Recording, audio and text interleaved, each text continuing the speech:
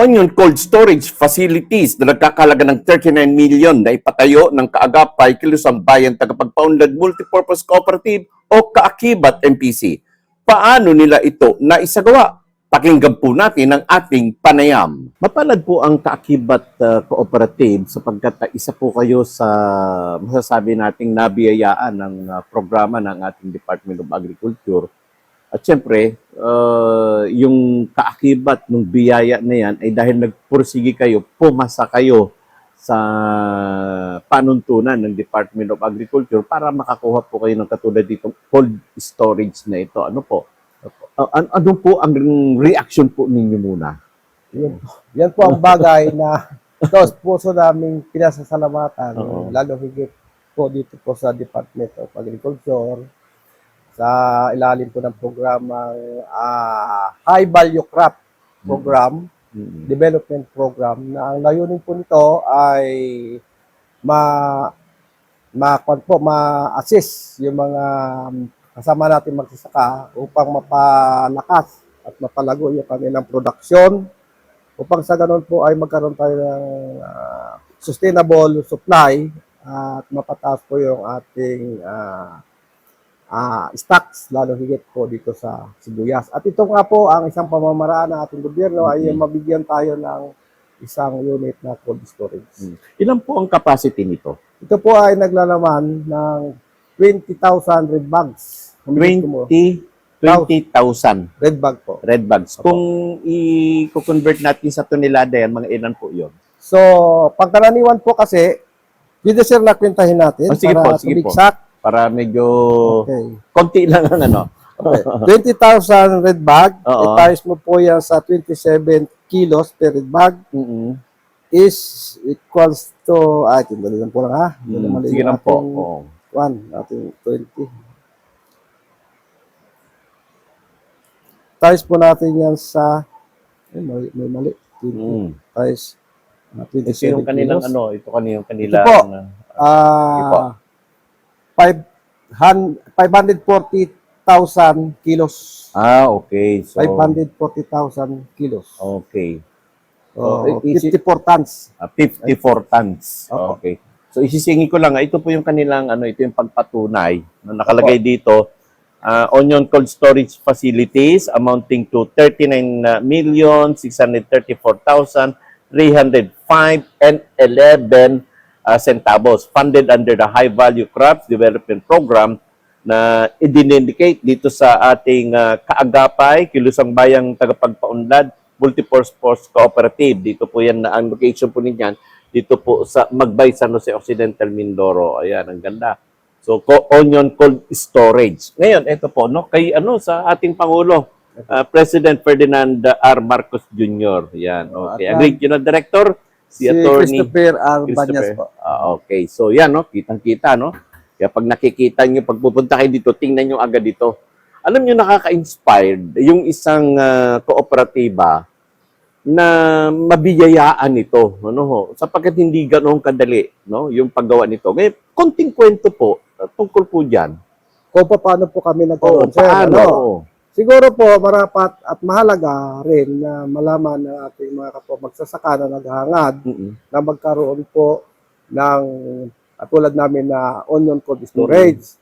Hindi po ba na medyo isa-isahin ko ayon po sa aking pagkakataon. Para sa ganun po ay meron po kayong basihan sa pag-a-apply hanggang sa kayo po ay mabiyayaan. Ano po?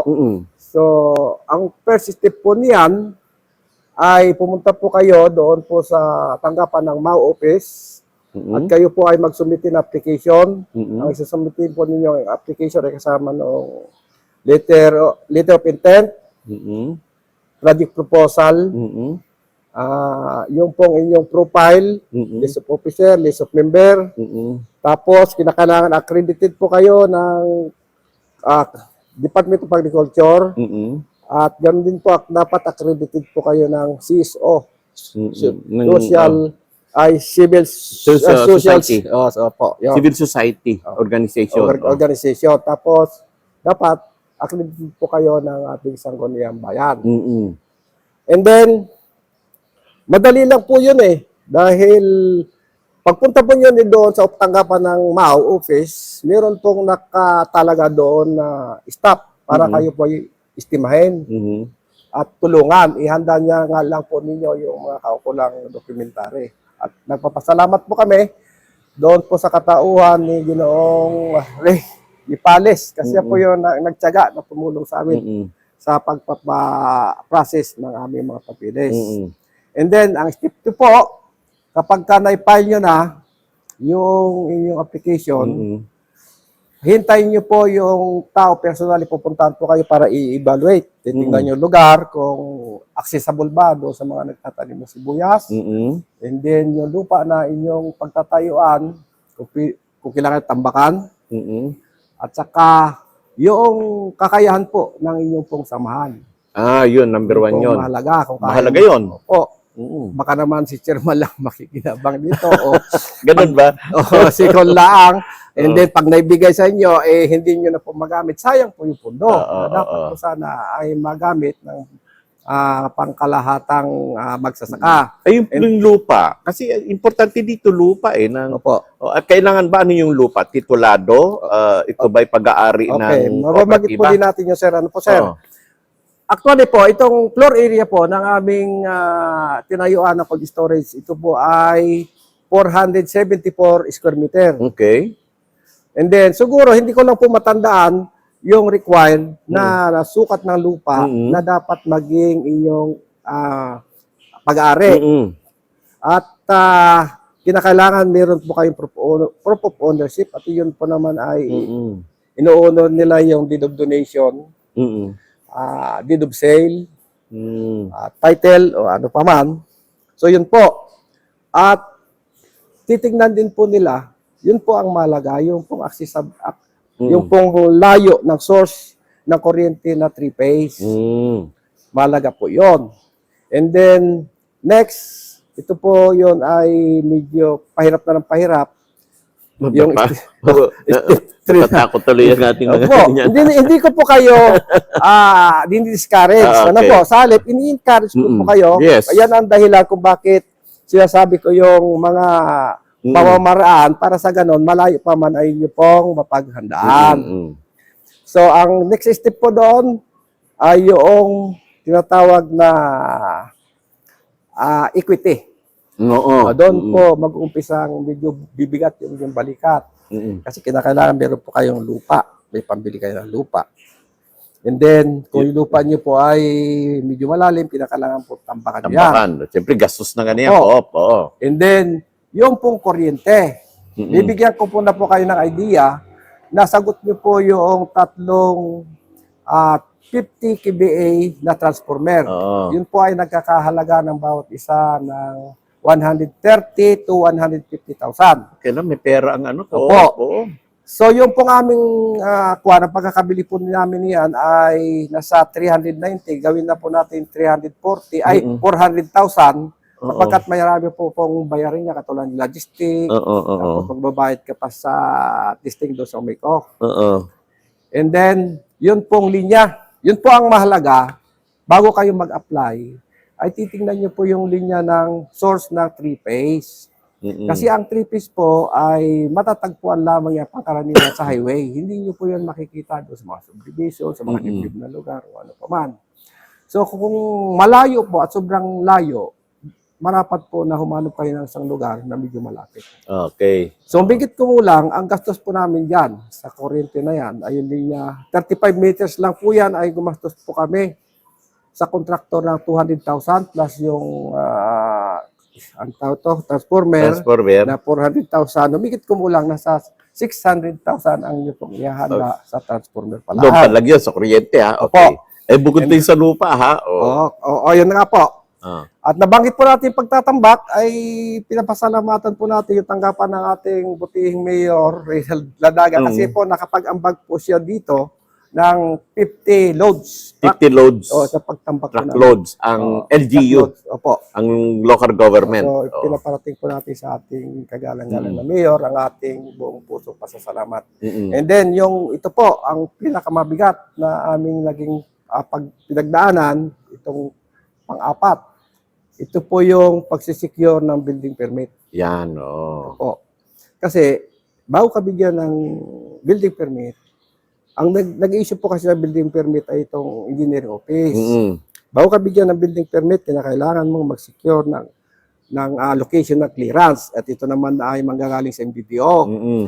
At bago ka naman mabigyan ng location na clearance, titingnan po yung title mo kung anong classification niya. Oo. Kapag yun ay agricultural at hindi po siya industrial, mabuti po ang industrial yun at wala kayong magiging problema. Oo. Ito ba ay industrial? Hindi po, Agriculture? agricultural po So, yan. i-convert pa ito. So, kung yan po ay agricultural, obligado po na magdadaan kaya tinatawag na land conversion. So, sa Sangguniang Bayan yan. Hindi po, sa DAR po. Sa DAR. Oo. DAR pa rin. DAR pa rin po. At bago kayo mag-process ng land conversion, ay magdadaan po muna kayo sa tinatawag na land reclassification. Yun po naman ay sa Sangguniang Sangguniang Bayan. Bayan. Oo. So, bago po ang una pong step dyan, ay magkakandak kayo ng public hearing sa Oo. barangay kung saan yung inyong pong cold storage ay itatayo. Mm-mm. So, humigit kumulang, siguro approve kayo doon.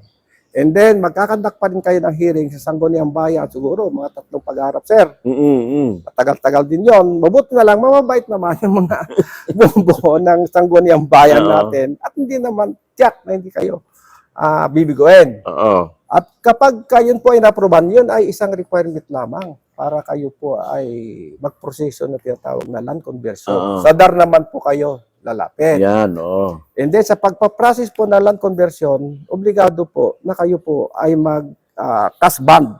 Ang kinasband po na kakibat ay 425,000.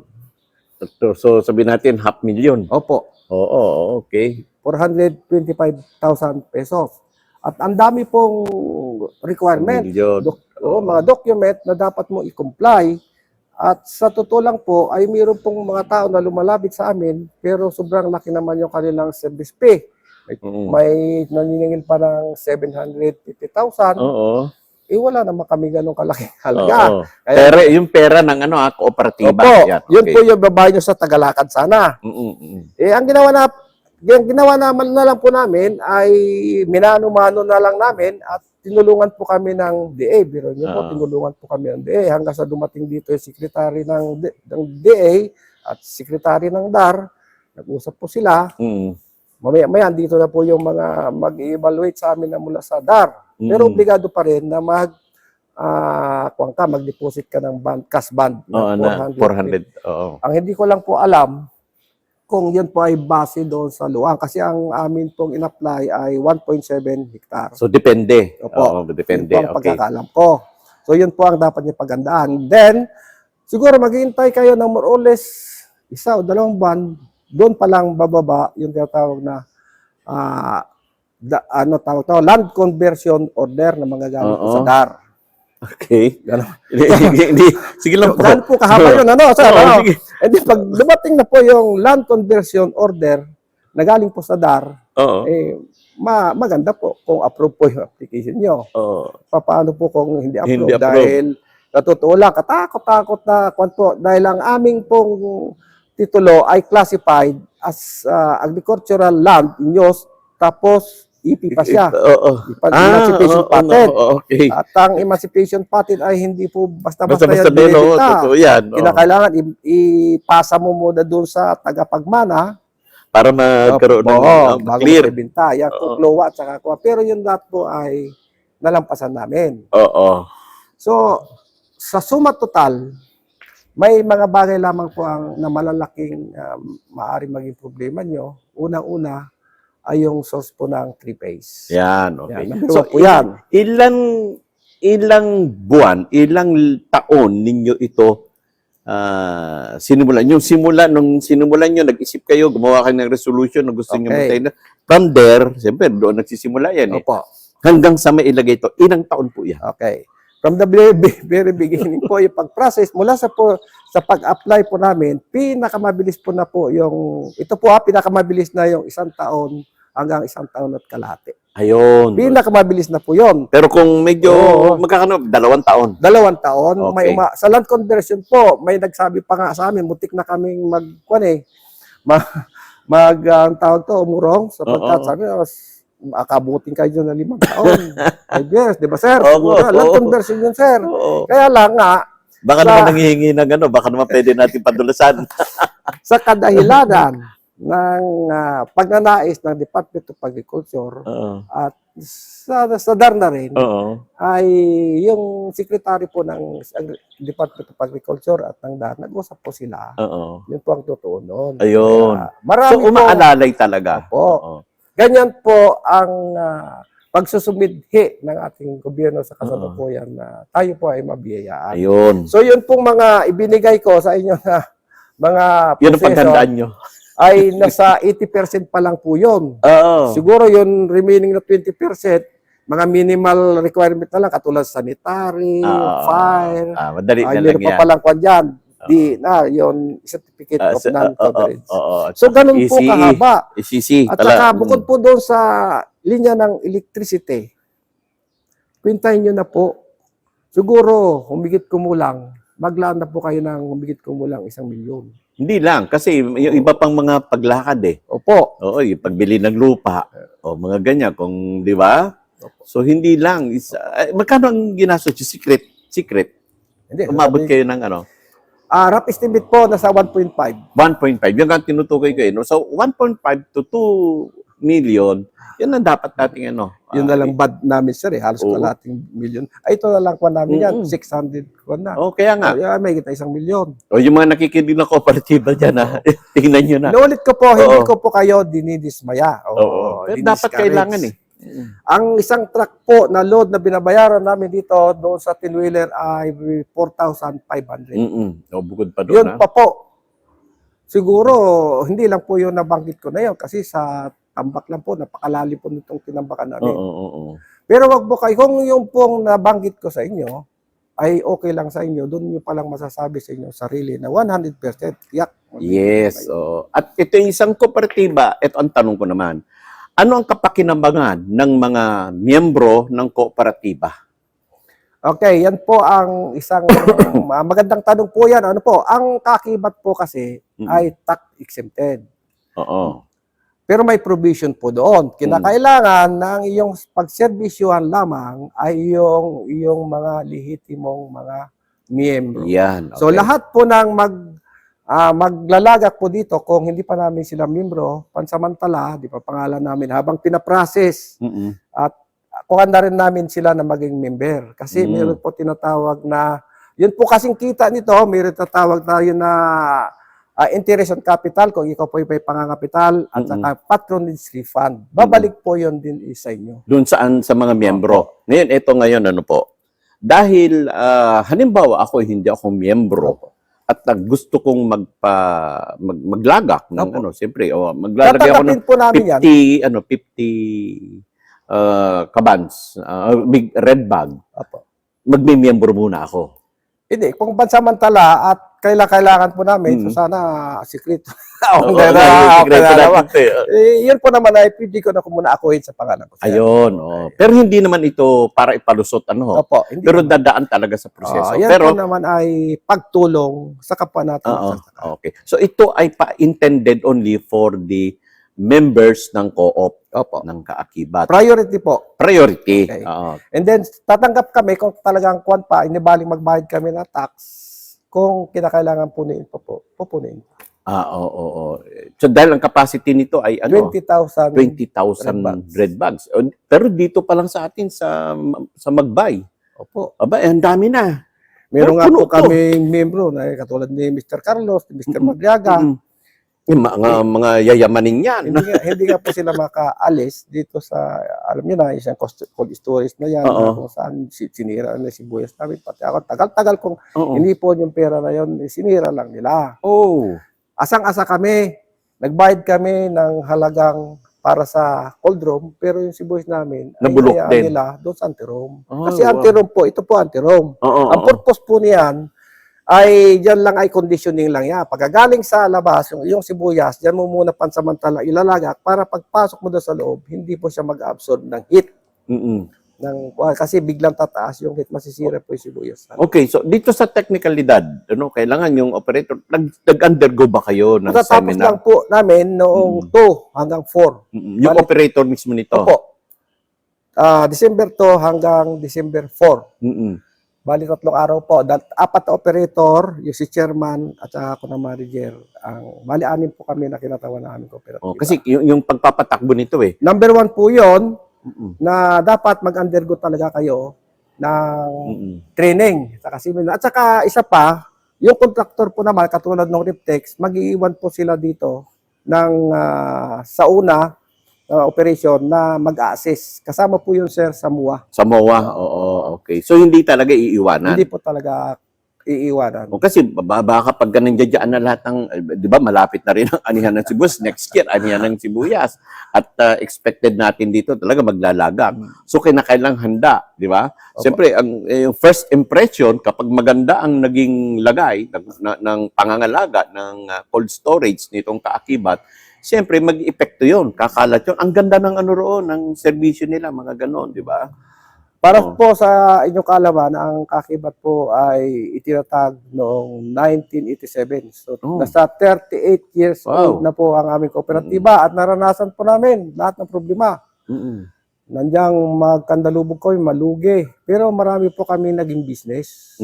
Nagkaroon po kami ng traktura, nagkaroon po kami ng nagbenta po kami ng farm inputs. Meron po kaming grocery store. Kailangan dumiskarte talaga, At ito lang siguro yung kooperatiba na nagkaroon po ng beer house. Kung natatanda niyo yung beer house na Cat's Bar nung araw na naharap noong Eduardo's.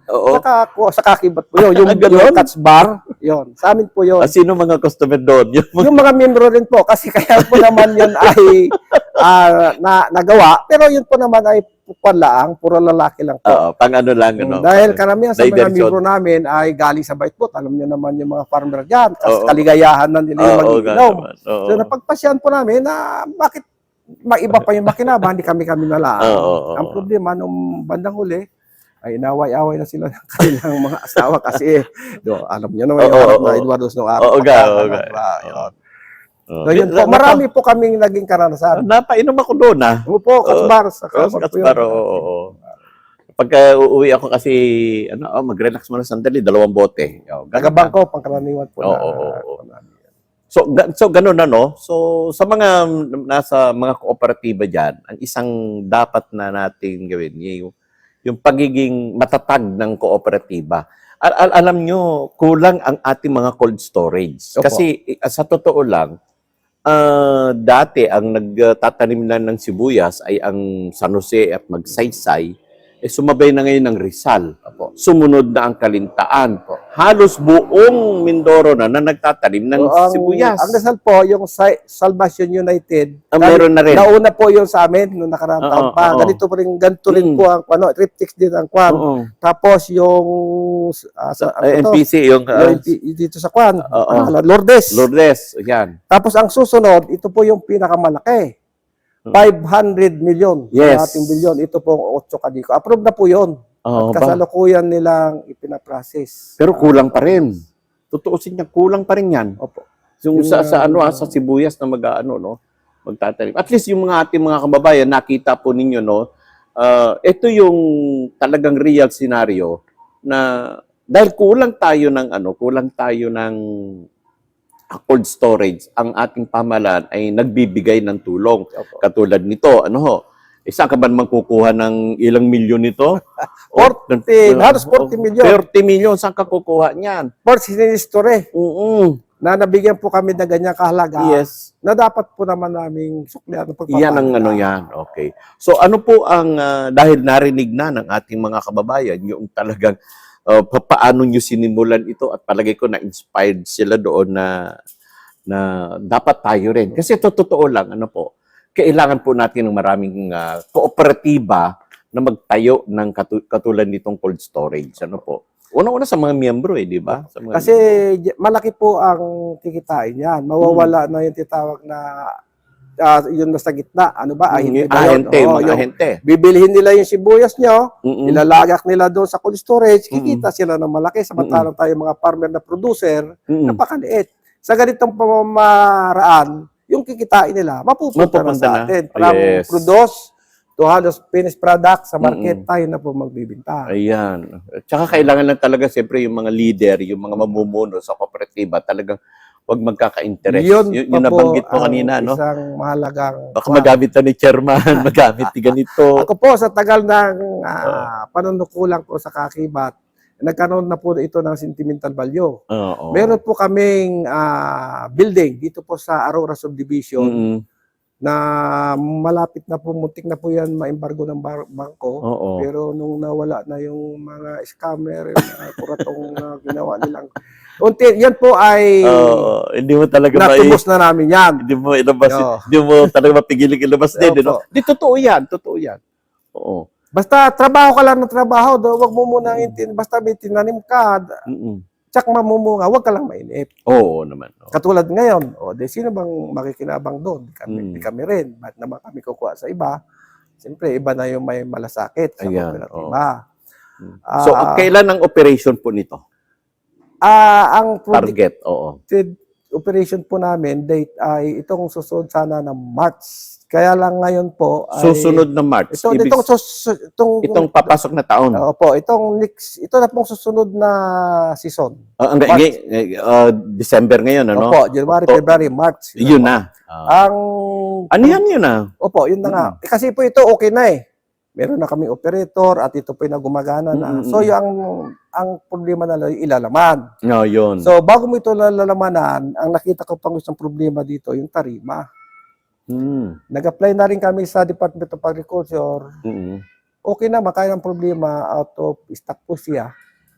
So magkano halaga ng tarima? Oo, ano yan, di ba? So yun po, pansamantala tarima. At saka pagka meron na po kayong ganito, katulad nga sinabi ni Sir, mag-under ka kayo ng training para sa mga operator, sa bodigero, at saka sa staff.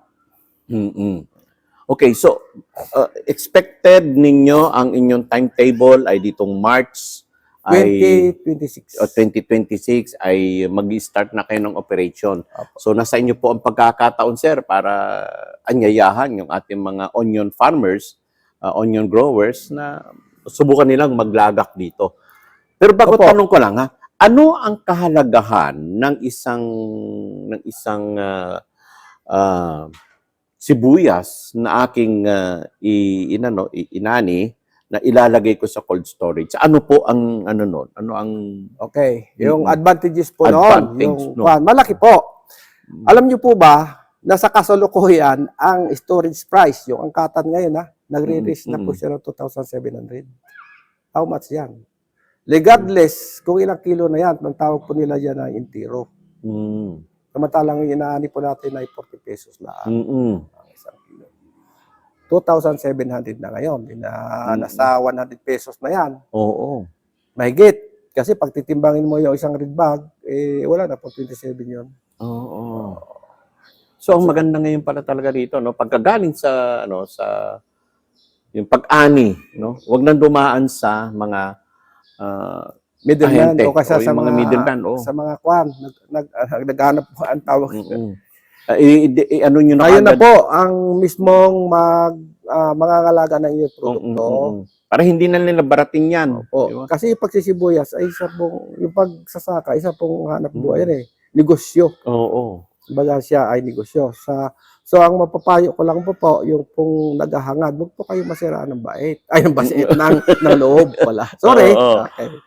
Yung ibang ginagawa, yung halimbawa, kung meron ako 100, yung 50, ibenta ko, tapos yung 100, yung kalahati, di ba, may 100 akong red bag. Yung 50 nun, yung kalahati, ibenta ko para makabayad ako sa utang. Tapos yung kalahati, ilagay ko di stock ko. Stock po siya. Kasi meron ako narinig na gano'n. Marami pong yumaman dyan sa pag-storage. Oo. Minsan lang namin naranasan pagbagsak kasi hindi naman talagang sinira talaga nila dahil nag-overload yung kanilang storage, ang lalapad ng kanilang kamada, hindi makapagpinit yung lamig. Yun ay mga bagay na leksyon. Pero sa ngayon, alam nyo na yun. Opo, yun po hindi namin dito. Hindi namin yan dapat i-apply kayo. Yun.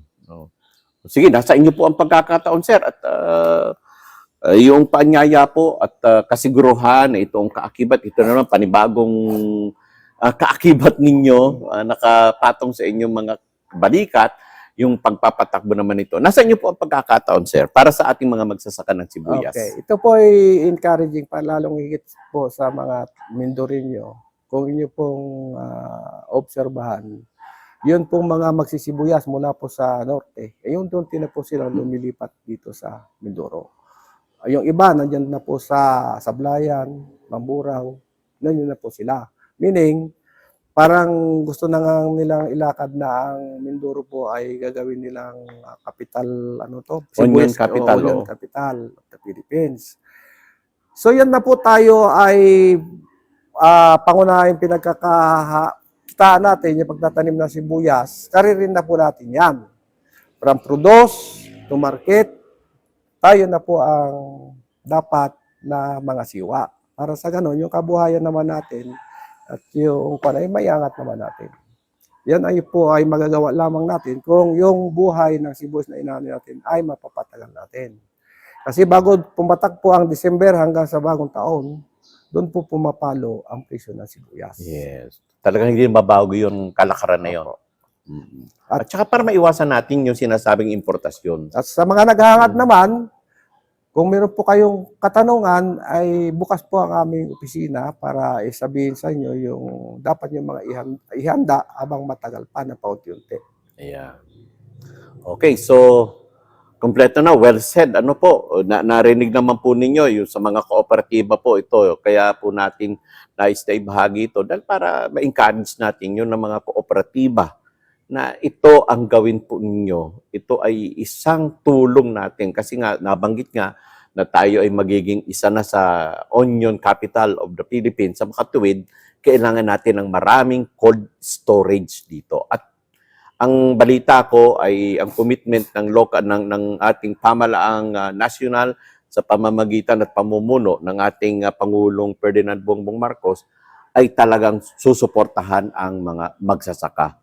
Yan. Through DA, NFA, lahat, iisa-isahin po yan. So, mga kaibigan, maraming salamat, sir. At Maraming salamat po sa pagdalaw nyo dito po sa aming kooperatiba. Kailangan natin maibahagi itong impormasyon na to sa ating mga kababayan. Madali po. Basta kung natandaan nyo po yung aking sinabi at umpisan nyo ng kwan, wala pong imposible. Yeah. Tayo po kayo Tandaan po natin na ang dedikasyon at pagtutulungan ang susi ng tagumpay. Muli, manatili pong nakasubaybay at tumutok para po sa mahalagang impormasyon at komprehensibong mga balita dito po sa ating RMN News Network nationwide, sa ating pong YouTube channel at sa ating FB page. Ako po ang inyong abang lingkod, Mararo po, at your service.